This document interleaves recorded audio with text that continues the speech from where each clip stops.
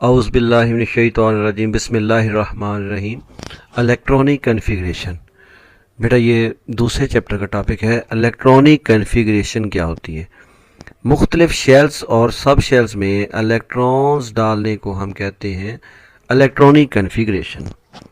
मुख्तलिफ शेल्स और सब शेल्स में उनकी बढ़ती हुई एनर्जी की बुनियाद पर इलेक्ट्रॉन्स की तकसीम को हम इलेक्ट्रॉनिक कन्फिग्रेशन कहते हैं। Distribution of electrons around the nucleus in various shells and subshells according to their increasing energy is called electronic configuration. बढ़ती हुई एनर्जी की बुनियाद पे शेल्स और सब शेल्स में इलेक्ट्रॉन्स की तकसीम को हम इलेक्ट्रॉनिक कन्फिग्रेशन कहते हैं। बेटा अगर आपने चैनल सब्सक्राइब नहीं किया तो फ़ौरन चैनल को सब्सक्राइब करें। इंशाल्लाह आपको जो है वो इस लेक्चर के बाद कभी भी मसला नहीं बनेगा इलेक्ट्रॉनिक कन्फिग्रेशन का कि इलेक्ट्रॉनिक कन्फिग्रेशन लिखनी कैसे है। आपने पूरा लेक्चर जो है वो शुरू से लेके एंड तक देखना है और इंशाल्लाह आपको सारी बात क्लियर हो जाएगी कि एटम्स में इलेक्ट्रॉन्स की तकसीम कैसे की जाती है। सबसे पहले शेल्स की बात करते हैं कि न्यूक्लियस के गिर्द वो एनर्जी लेवल्स जहाँ पे इलेक्ट्रॉन मूव करते हैं उनको हम कहते हैं shells. Shells are the main energy levels in which electrons revolve around the nucleus. Energy levels जो होते हैं इनको n से भी ज़ाहिर किया जा सकता है। n is equal to 1 2 3 and so on. इनको अल्फ़ाबेटिकली भी ज़ाहिर कर सकते हैं, कैपिटल लेटर से ज़ाहिर करते हैं K L M और N, इस तरह सो ऑन। ये जो शेल्स होते हैं इनमें इलेक्ट्रॉन्स की तकसीम जो है वो 2n² फार्मूला से कैलकुलेट कर सकते हैं। Maximum electron accommodated by shell can be calculated by formula 2n²। n की मकदार जो है वो शेल पे डिपेंड करती है। अगर पहले शेल में अगर आपने देखने इलेक्ट्रॉन कितने ज़्यादा जा सकते हैं तो n की जगह पे 1 पुट करें, 2 × 1 का स्क्वायर इज इक्वल टू 2। तो पहले के शेल में ज़्यादा से ज़्यादा 2 इलेक्ट्रॉन्स जा सकते हैं बस।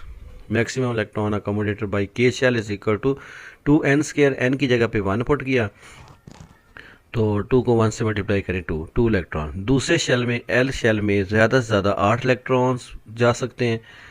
तो ये 2n² फार्मूला से कैलकुलेट करें तो n की जगह पे 2 पुट करें, 2 का स्क्वायर 4 को 2 से मल्टीप्लाई करें 8 इलेक्ट्रॉन। आगे m शेल में मैक्सिमम इलेक्ट्रॉन कितने जा सकते हैं? m तीसरा शेल है तो इसमें 3 n की जगह पे पुट करें, 3 का स्क्वायर 9 को 2 से मल्टीप्लाई करें 18। n शेल में कितने इलेक्ट्रॉन जा सकते हैं? वो मैक्सिमम जो है वो, क्योंकि ये चौथा शेल है, n की जगह पे 4 पुट करेंगे, 4 का स्क्वायर 16 को 2 से मल्टीप्लाई करें 32। तो मेरा बेटा ये शेल्स के बारे में तकरीबन आपने इतना ही याद करना है कि शेल्स जो होते हैं मेन एनर्जी लेवल होते हैं जिसमें इलेक्ट्रॉन न्यूक्लियस के गिर्द घूमते हैं। इनको K L M N से ज़ाहिर किया जा सकता है। पहले शेल में 2 इलेक्ट्रॉन मैक्सिमम जा सकते हैं, दूसरे में 8, तीसरे में 18 और फिर चौथे में 32। सब शेल्स क्या चीज़ है? शेल्स के अंदर वो एनर्जी लेवल जहाँ पर मैक्सिमम चांस होता है इलेक्ट्रॉन के पाए जाने का उसको हम कहते हैं सब shells. Space around the nucleus having a maximum chance of finding electron is called subshell. The number of subshells in a shell is equal to its n value. अगर हम देखेंगे पहले शेल में कितने सबशेल होंगे तो पहले शेल में 1 सबशेल, दूसरे शेल में कितने सबशेल होंगे 2, तीसरे में कितने होंगे 3, चौथे में कितने होंगे 4। तो subshells are represented by alphabetical letters. Small s, small p, small d से ज़ाहिर किया जाता है सबशेल को। S for sharp, P for principal, D for diffuse और F फॉर फंडामेंटल। ये स्पेक्ट्रल टर्म्स हैं जो कि सब शेल्स को ज़ाहिर करने के लिए यूज़ की जाती हैं। Maximum electron accommodated by subshells can be calculated as follows. S subshell में ज़्यादा से ज़्यादा 2 इलेक्ट्रॉन जा सकते हैं, P में 6, D में 10 10 और F सब शेल में 14 इलेक्ट्रॉन मैक्सिमम जा सकते हैं। अब ज़रा देख ले मेरा बेटा, एटम का न्यूक्लियस के करीब जो शेल होता है वो पहला shell n is equal to 1 कहलाता है, इसको K शेल कहते हैं। इसमें एक सब शेल होता है S। दूसरा शेल जो होता है ये पहले शेल से थोड़ा सा दूर होता है न्यूक्लियस से, इसमें इसको n इज इक्वल टू 2 कहते हैं। इसमें 2 सब शेल हैं S और P। तीसरे शेल के अंदर 3 सब शेल हैं S P D और चौथे सब शेल के अंदर 4 सब शेल होते हैं S P D और F। इसको बहुत ही क्लियर तरीके से ये देखिए मेरा बेटा दिखाया हुआ है। सेंटर में न्यूक्लियस, फिर के शेल, फिर एल शेल, फिर एम और फिर एन। के शेल में देखें एक ही सब शेल है 1s। दूसरे शेल में देखें 2 सब शेल उसने दिखाए हुए। के बाद एल में 2 लाइनें लगाई हुई हैं, ठीक है। एक एस और एक पी सब शेल इसके अंदर होता है। टोटल 8 इलेक्ट्रॉन, एस में 2 और पी में 6, टोटल 8 हो गए। एम शेल में देखें मेरा बेटा, कर्सर पे गौर करें। एम शेल में 3 लाइनें लगाई हुई हैं, 3 सब शेल होते हैं। पहला एस में 2, पी में 6, डी में 10, टोटल कितने होते हैं? 18 होते हैं इलेक्ट्रॉन एम शेल के अंदर। एन शेल जो होता है, चौथा शेल जो होता है, इसमें 4 सब शेल हैं, एस, पी, डी और एफ। एस में 2, पी में 6, डी में 10 और एफ में 14, टोटल 32। पहले शेल में 2 इलेक्ट्रॉन, दूसरे में 8, तीसरे में 18 और चौथे में 32। तो इसके साथ साथ उसने जो है शेल की शक्ल भी दिखाई हुई है। एस जो होता है स्फेरिकल होता है, पी सब शेल डम्बेल होता है और डी सब शेल जो है वो ये भी डम्बेल होता है, डबल डम्बेल होता है। और इसी तरह जो है एफ सब शेल इंतहाई कॉम्प्लिकेटेड फॉर्म में होता है। इसको और सिंपल फॉर्म में ऐसे भी ज़ाहिर कर सकते हैं। ये देखिए सेंटर में मेरा बेटा न्यूक्लियस, उसके पास पहला शेल के, इसमें 1 सब शेल, दूसरा शेल एल, इसमें 2 सब शेल, तीसरा शेल एम, उसमें 3 सब शेल दिखाए हुए हैं। अब मेरा बेटा मैं आपको बताता हूँ कि इलेक्ट्रॉन जब आपने डालने हैं शेल्स और सब शेल्स में तो आपने किस तरह डालने हैं। मेरा बेटा ये जो आपके सामने एक ट्रायंगल सी नज़र आ रही है, ये हमारे टीचरों ने जब हमें पढ़ाया था मैट्रिक में तो बहुत अच्छे तरीके से समझाया था, जो आज तक जो है हम इसको यूज़ कर रहे हैं। आपको भी मेरा बेटा ऐसे ही हम समझाने की कोशिश करेंगे। इंशाल्लाह आपको इलेक्ट्रॉनिक कन्फिगरेशन का कोई मसला ही नहीं होगा। पूरे पीरियोडिक टेबल में जितने मर्जी एलिमेंट, जिस मर्जी एलिमेंट की इलेक्ट्रॉनिक कन्फिगरेशन लिख लें। आपने सबसे पहले मेरा बेटा 1 दायरा लगाना है, फिर 2 दायरे लगा लेने हैं, फिर 3 लगा लेने, फिर 4 और फिर उसके बाद 4 4 और उसके बाद आगे 3 2 1 भी कर सकते हैं। आपने ऐसे लाइन लगानी सीधी 1 2 3 4 एंड 5, ठीक है। इसको इधर से देख लें मेरा बेटा। 1 पहली लाइन लगाएं, फिर दूसरी, फिर ऐसे तीसरी, फिर चौथी और फिर 5वीं। ऐसे मेरा बेटा जिधर को ये जो लाइन जा रही है इस हिसाब से अगर आप इलेक्ट्रॉन डालेंगे तो आपको कभी भी ये सोचने की ज़रूरत नहीं पड़ेगी कि पहले किस सब शेल में इलेक्ट्रॉन डालना है और बाद में किस सब शेल में इलेक्ट्रॉन डालना है। जिसमें एरो जो है वो सबसे पहले गुजरेगा जिस सब शेल में से, उसमें सबसे पहले इलेक्ट्रॉन डालने हैं। तो 1s में इलेक्ट्रॉन डालेंगे, फिर उसके बाद 2s में, 2s के बाद 2p, 2p के बाद 3s, 3s के बाद 3p, 3p के बाद 4s। यहाँ पे देखें, अगर ये एरो वाला कंसेप्ट नहीं क्लियर करेंगे तो आप कभी भी इलेक्ट्रॉनिक कन्फिगरेशन बेटा नहीं लिख सकते। तीसरा सब शेल है, तीसरे शेल के अंदर 3 सब शेल हैं, 3s, 3p, 3d। देखें आपने 3p के बाद 4s में इलेक्ट्रॉन डालने हैं, तो 3d में क्यों नहीं डालने भाई? 3p के बाद 4s की एनर्जी कम है और 3d की एनर्जी ज़्यादा है, तो जिस सब शेल की एनर्जी कम होती है पहले उसमें इलेक्ट्रॉन डालना है, बचेगा तो ज़्यादा एनर्जी वाले सब शेल में इलेक्ट्रॉन डालना है। तो मेरा बेटा बिल्कुल इसी तरह आप जो है वो 4s के बाद 3d, 3d के बाद 4p, 4p के बाद 5s, 4p के अंदर देखें 4d भी है, 4f भी है, लेकिन नहीं उसमें इलेक्ट्रॉन नहीं डालने। 4p के बाद 4s में जाना है। तो इधर जो है कलर फॉर्म में शो करवाया हुआ है 1s में इलेक्ट्रॉन, फिर तीर जा रहा है 2s में, इसमें इलेक्ट्रॉन डालेंगे, बचेंगे तो 2p में, फिर 3s, 3p, 4s, 4s के बाद 3d, 3d के बाद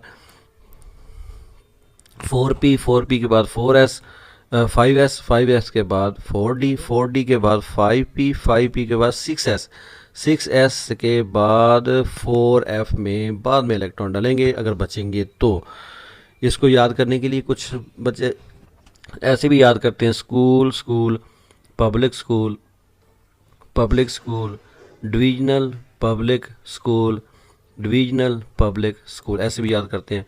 वो जैसे आपको आसान लगे मेरा बेटा, हमने तो कभी ऐसे नहीं याद किया स्कूल स्कूल पब्लिक स्कूल वाला काम। ये दायरे लगा लेते हैं, जिस भी एटम की इलेक्ट्रॉनिक कन्फिगरेशन लिखनी होती है उसके साथ साइड पे इजाफी तौर पे ये दायरे लगा लेते हैं, जिधर को ये जो है एरो जा रहे होते हैं उधर को इलेक्ट्रॉन डालते जाते हैं। अब इसकी करेंगे मेरा बेटा प्रैक्टिस थोड़ी सी, और इंशाल्लाह आप जो है वो कभी भी आपको इलेक्ट्रॉनिक कन्फिगरेशन का मसला नहीं आएगा। कहता है right the electronic configuration of element having 11 electron. Sodium है मेरा बेटा, इसमें 11 इलेक्ट्रॉन होते हैं। अब आपने क्या करना है, ये देखें, आपने वही डायग्राम जो मैंने समझाई है वो बना लेनी है। सबसे पहले 1s में 2 इलेक्ट्रॉन, क्योंकि s सब शेल में 2 इलेक्ट्रॉन मैक्सिमम जाते हैं। फिर 2s में 2 इलेक्ट्रॉन, 2s के बाद 2p, 2p के बाद 3s पे जाके ख़त्म हो गए हमारे पास इलेक्ट्रॉन। 1s में 2 इलेक्ट्रॉन डाले, 2s में 2 इलेक्ट्रॉन डाले, 2p में 6 इलेक्ट्रॉन डाले, 6 और 2 8 और 2 10 पूरे हो गए। अब 3s में सिर्फ एक बचा है इलेक्ट्रॉन, वो सिर्फ जो आखिरी बचा है वो 3s में डाल दें। तो ये ले मेरा बेटा, ये इलेक्ट्रॉनिक कन्फिगरेशन कंप्लीट है। पहले 1s में 2 इलेक्ट्रॉन, 2s और 2p में 2 जमा 4 6 8 इलेक्ट्रॉन, और तीसरे सब शेल में 1, k शेल में 2, l में 8 और m में 1 इलेक्ट्रॉन। थोड़ी सी और प्रैक्टिस करते हैं मेरा बेटा, एक और एग्जांपल लेते हैं, इससे भी आसान। कहता है right the electronic configuration of chloride ion, Cl negative ion, यहाँ पे नेगेटिव आयन है बेटा। क्लोरीन की नेगेटिव आयन की इलेक्ट्रॉनिक कन्फिगरेशन लिखें। ये ज़हन में रखें मेरा बेटा, जब किसी एटम पे पॉजिटिव चार्ज होता है तो उसके एटॉमिक नंबर से 1 इलेक्ट्रॉन कम होता है। अगर किसी एटम पे नेगेटिव चार्ज होता है तो उसमें उसके एटॉमिक नंबर से 1 इलेक्ट्रॉन ज़्यादा। अगर -2 चार्ज हो किसी पे तो उसके पास 2 इलेक्ट्रॉन एक्स्ट्रा होंगे, -3 हो तो उसके पास 3 इलेक्ट्रॉन एक्स्ट्रा होंगे। किसी एटम पे +1 चार्ज हो तो इसके पास 1 इलेक्ट्रॉन कम होगा, +2 होगा तो उसमें अपने एटॉमिक नंबर से 2 इलेक्ट्रॉन कम होंगे। किसी भी एटम पे जितना प्लस चार्ज होगा उसके एटॉमिक नंबर से उतने इलेक्ट्रॉन उसके पास कम होंगे, और किसी एटम के ऊपर जितना नेगेटिव चार्ज होगा उसके अपने एटॉमिक नंबर से उतने ही इलेक्ट्रॉन ज़्यादा होंगे। Cl नेगेटिव में कितने इलेक्ट्रॉन होंगे मेरा बेटा? क्लोरीन में होते हैं 17 इलेक्ट्रॉन, क्लोरीन में होते हैं 17 इलेक्ट्रॉन। जब Cl पे -1 चार्ज हो तो इसमें 18 इलेक्ट्रॉन होंगे। तो आपने इलेक्ट्रॉनिक कन्फिगरेशन 18 की पूरी करनी है, यहाँ पे -1 डाल लेना है। तो मेरा बेटा एक ही काम आपने करना है, ये देखें दायरे लगा लिए, सबसे पहले एरो लगा दिए। सबसे पहले 1s में 2 इलेक्ट्रॉन डाल दें, फिर 2s में, और फिर 2p में, फिर 3s में, 3s के बाद 3p के अंदर। तो टोटल कितने हो गए मेरा बेटा? 2 2 4 6 4 10 और 2 12 और 6 18 पूरे हो गए। 3p तक जाएंगे। ये देखें इधर 1s में 2, 2s में 2, 2p में 6, 3s में 2 और 3p में 6। टोटल गिने मेरा बेटा 18 पूरे हो गए। k शेल में 2 इलेक्ट्रॉन, p के बाद l में 8 और m में 8 इलेक्ट्रॉन। अब मेरा बेटा देखें एक और एग्जांपल दिए, कहता है an element has 5 electron in m shell, find out its atomic number. बेटा देखें जिस एलिमेंट के m शेल में 5 इलेक्ट्रॉन है, इसका मतलब उसका k और l शेल भरा हुआ है। m तीसरा शेल होता है। अगर तीसरे शेल में 5 इलेक्ट्रॉन है तो उसका एटॉमिक नंबर कितना होगा? जितने इलेक्ट्रॉन होंगे। भाई पहले शेल में कितने इलेक्ट्रॉन होते हैं? 2, k में 2 होंगे, l में कितने होंगे? 8 और 2 10 हो गए टोटल। तो m में कितने दिए हुए हैं? 5, 10 में 5 जमा करें, टोटल इलेक्ट्रॉन हो गए 15। अगर टोटल इलेक्ट्रॉन 15 है तो इस एलिमेंट का एटॉमिक नंबर भी 15 होगा, क्योंकि जितने इलेक्ट्रॉन होते हैं उतना ही एटॉमिक नंबर होता है। तो देखिए मेरा बेटा सोल्यूशन इसमें आप लिखेंगे कि देखिए k में 2 इलेक्ट्रॉन है जो दिए हुए नहीं है, उसने m में कहा है 5 इलेक्ट्रॉन। अगर m में 5 है तो k और l भरा हुआ है, अंडरस्टूड है, भरा है। 2 जमा 8 10 और 5 m शेल में टोटल कितने हो गए? 2 8 और 5 15। The total number of electron is 15। तो लिहाजा मेरा बेटा आप कभी भी जो है वो इलेक्ट्रॉनिक कन्फिगरेशन में नहीं फंसेंगे अगर आप ये पूरी वीडियो शुरू से लेके एंड तक पूरी तवज्जो से देख लेते हैं। और अगर आपको वो दायरे लगाने वाला जो मैंने मेथड बताया है पीछे, अगर वो आप देख लेते हैं तो आप जो है बड़ी आसानी से तमाम एलिमेंट की इलेक्ट्रॉनिक कन्फिगरेशन लिख सकते हैं। ये देखें आपके सिलेबस में 18 एटॉमिक नंबर तक इलेक्ट्रॉनिक कन्फिगरेशन है। अब आप ऐसे करें, जो है वो खुद प्रैक्टिस करें, शुरू से लेके ये 18 तक एलिमेंट की इलेक्ट्रॉनिक कन्फिगरेशन लिखें। जहाँ से आपको भूले यहाँ से आप देख लें इस पिक्चर से। हाइड्रोजन का एटॉमिक नंबर 1 होता है, इसका 1 इलेक्ट्रॉन 1s1 में चला जाएगा। हीलियम में 2 इलेक्ट्रॉन होते हैं, इसका जो है वो 2 इलेक्ट्रॉन 1s2, पहले शेल के सब शेल 1s में 2 इलेक्ट्रॉन, इसी तरह सोआन जो है आप कर लेंगे। इंतहाई आसान है, इंतहाई आसान। बस आपने करना क्या है, सिर्फ़ और सिर्फ ये जो आपको मैंने ये दायरे लगाने सिखाए हैं, बस आपने ये सीख लेने हैं अच्छे तरीके से। पहले एक दायरा, फिर 2 दायरे, फिर 3, फिर 4, फिर 4 4 लगाते जाएं बस, और फिर 4 4 लगाते जाएं और फिर एरो लगाएं फर्स्ट दायरे में, फिर दूसरे में, फिर तीसरे में, इस तरह। तो अगर आप इसकी प्रैक्टिस अच्छे तरीके से कर लेंगे तो आपको जो है वो 9th 10th में इलेक्ट्रॉनिक कॉन्फ़िगरेशन का कहीं भी मसला नहीं आएगा। रही बात फर्स्ट ईयर सेकंड ईयर की, तो फर्स्ट ईयर सेकंड ईयर में कुछ रूल्स अलहदा से आ जाते हैं जिनके बुनियाद पर इलेक्ट्रॉनिक कॉन्फ़िगरेशन लिखी जाती है। उनमें ये होता है कि किसी सब शेल में जब कोई सब शेल जब हाफ फील्ड हो तो वो ज़्यादा स्टेबल होता है, या फिर वो फुल फील्ड हो तो वो ज़्यादा स्टेबल होता है, तो वो वहाँ पे थोड़ा सा जो है वो चेंजिंग आती है। लेकिन मैट्रिक लेवल में ये बिल्कुल सेम टू सेम इसी तरीके से आप इलेक्ट्रॉनिक कॉन्फ़िगरेशन लिख सकते हैं। ओके, अल्लाह हाफ़िज़।